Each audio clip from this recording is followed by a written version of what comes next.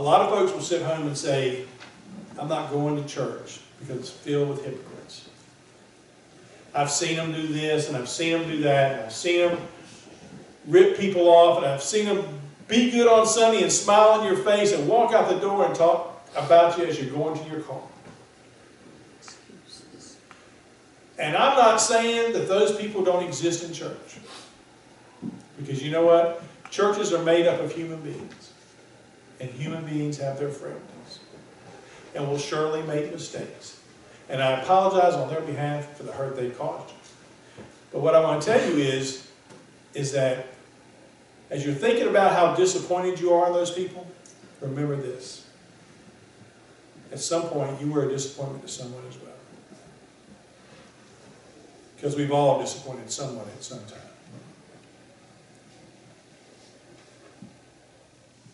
Now, when you think like that, and you come to the realization that, yeah, I'm disappointed people too, it kind of takes the edge off a little bit. And maybe you're not quite as judgmental.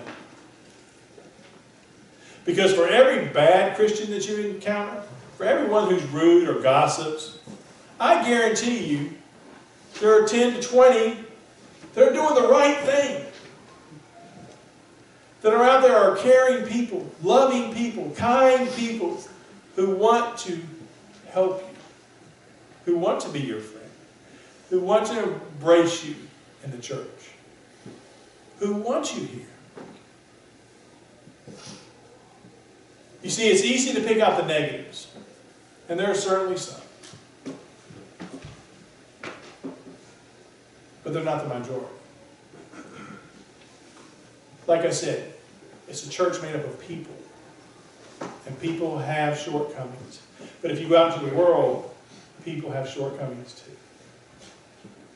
And it's always easy to pick out that negative. It's just like playing quarterback on Monday. You know, well, I'd have done this. I'd have run the ball instead of throwing that pass over the middle. That's what I'd have done. I mean, I'm just saying that's me. I don't know why that guy's getting paid millions of dollars to be the coach, because I could just call that. That was easy, just run, right? I wouldn't have him take the last shot. I'd have him take the last shot or dunk or something. It's easy to pick out the things that are wrong. But instead, I invite you to come to church and look at the things that are right.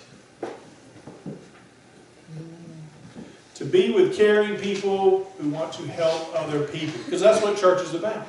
Now, mostly I invite you to come here and experience the presence of God's Spirit in this house. And the love that is shared by a congregation of family and friends.